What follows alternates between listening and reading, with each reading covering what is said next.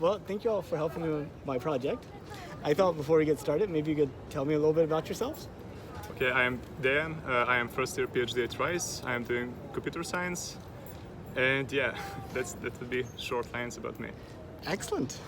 My name is Anja. I'm also first year PhD student at Rice, doing computer science and computational biology.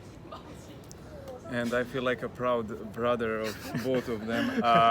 I'm studying opera singing. I'm master's student, and Dejan and Anja and I are from Serbia. We are international students here, and yeah. So, first question, did you know that NASA is planning to send people back to the moon in 2024? No, absolutely not.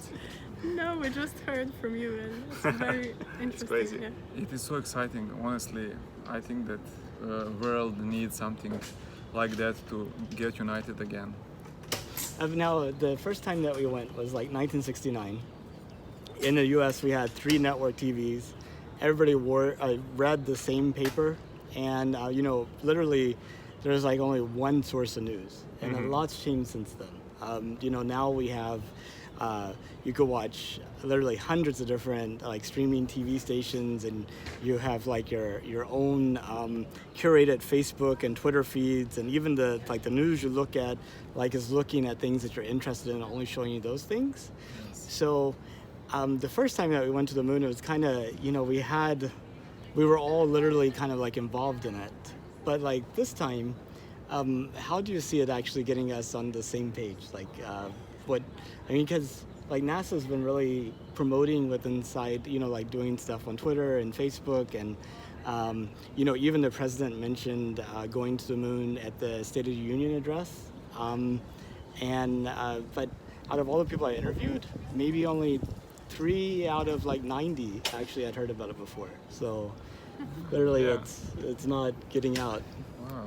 Yeah, there is so much information nowadays on the internet, and all people are just busy with their work. So it's important to promote ideas like this, because it motivates people to achieve something more than what they think they could in their careers. And going to the moon is definitely one goal that can motivate even a child to become one day an astronaut or scientist, or somebody who will make a change in the world. Well, do you all know somebody that saw the first moon landing, like on TV or something? Yeah, I know that probably our parents and older listen to generations, radio. they watched that, and I know that some of them, it was like Super Bowl. Everybody was together with food, watching it for that amazing step in the human history. But this time, I think it is going to become alive and promoted closer to the date, because as Dan said, there's so much information that people don't think so much in advance for 4 years what is going to happen. But I'm sure that the United States and the NASA is going to promote that so well that everybody would know, even in some forests in other continents. Yeah. Yeah. I think it's also, yes, the main cause is that so much information, so many different sources of information that you just get lost in all this. But also, to be honest, it's the first time you went to the moon. Good, that's the first. But now this will not be first. I know, That's true. but So First I'm woman on the interested- moon, though. first woman. Yeah, that's, I was would be interested to important. see what the motivation is, but when I heard it's the first woman on the moon, I say yes. Yes. That's good. Now we should go. Yeah, Yes. And you should. who knows, maybe one day we will all go to the moon as a part of our life experience. Yeah, that would be cool. That will be good, Um, definitely. Yeah, it's funny, in 1969, actually even before that, December of 1968, you had I think the Apollo 9 astronauts, or Apollo 8, one of the two, they actually went around the moon and they saw the Earth in the sky as a little marble, and they took a picture, and it's the famous Earthrise photo. Oh yeah, And I remember. within a couple of years of that, you had the first Earth Day, you had the EPA was formed, the Environmental Protection Agency, and there was sort of this kind of realization that the Earth is actually kind of fragile and needs to be protected, and all of this, and Yes, that's the only place we have. So definitely we need to protect that. I think Definitely. in order to expand the zone of comfort and to see some bigger picture, we need to go outside of the box of the zone of comfort, and I think that's exactly what happened to the earth in that time, and I'm so curious to know what is going to happen this time. Yes. There's a Japanese billionaire who's planning to send a group of artists around the moon in 2023. Now the thought is, like the astronauts, they're like great fighter pilots, and they're cool under pressure, and they're great engineers and scientists. But this group of people aren't necessarily good about making emotional connections with other groups of people, and so the idea is that artists can maybe relay that experience in a way that would be more impactful. And since you're an artist, I was wondering if you thought this was kind of, how about let's take it this way. Have you ever had a personal experience that you wanted to communicate to other people, and you're able to do so through your art? All the time. That's why I chose to be an artist, because there is nothing more beautiful and pure to sing and to see the eyes of the person that you're singing to, and to see a little tear of joy, and then I can die after that. So sign me up for that trip, and I will worry about that later. And y'all have heard him sing many times, I'm sure, right? Yes. And what kind of impact has that had on you? Wow. First of all, I would say without Dusan, I wouldn't be probably in US. He gave me that courage to come here and to fight for my dreams. But beside that, it was really interesting to see him all the time being on the stage, singing to all people. That's give me also the courage to stand myself at some kind of stage and to help other people as a scientist, and to give something that will be helpful to others. Oh, I didn't pay him to say these things, but thank you, Dan. Thank you.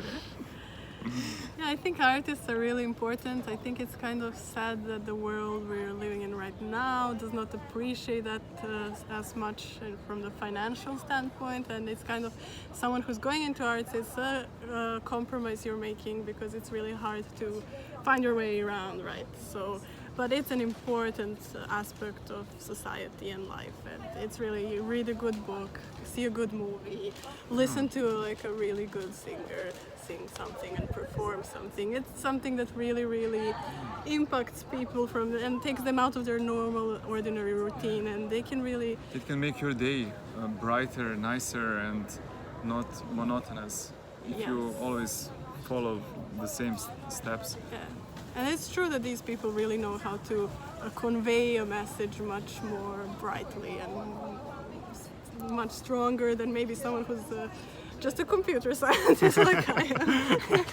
So yeah, I think it's a good idea. I have a completely out of the blue question for you. Okay. Now, both of you are scientist, engineer type people. Have you ever had something you want to communicate that you think would be more easily to communicate through art? Most of the things, really the things we're doing every day, just sitting and coding and thinking about these. If you just look at it from a straight perspective of scientific glasses, where you're looking at trying to find the significance of something, or just statistical measures, it looks kind of boring. But making this thing into a story is what actually kind of interests people, and what gives you and the people around you motivation to work on it. So I think it's most of the things that we work on, we are always trying to kind of see what's the actual story around this, how to put this in words, in slides, and that needs an artistic component. Yeah. For me, everything could be art if you're good enough in that, and if you know how to make that useful, and how you can make that in that shape to influence other people. So yeah, for me, everything could be art. Short words. And I think the common thing for both artistic field and engineering field or any other field is that we all need to start from small things and to build into the bigger picture. For you, that might be coding 100100. For me, that is learning the melodic line, learning words, learning pronunciation of the words in the foreign language. But once you make your code, you can actually get something useful like an app that can help people. And once I learn all those little things, it can be created into the 3 hours opera with the story, historical background, effects, acting, singing, dancing, and it's like the art, the highest level of art. And for the astronauts, I think they also need to think like that. And the going to the moon is just the crown of everything, because you need to get prepared for that. Definitely. Yes. I think I know the answer for at least one of the three of y'all for this question, maybe for all three. So if it became safe and affordable, would you have any interest in traveling to space, like around the Earth or to the moon or what have you? Definitely, yeah. Yeah, I'd be interested. Yeah, definitely. Exactly. It's so sad. Even some people nowadays, they're afraid to go by airplane, but if you leave your fear at home and go, it can be the most fabulous experience. So anything y'all like to say in closing or anything I missed? Good luck. Good luck. I'm curious. We're looking forward to seeing that mission happen.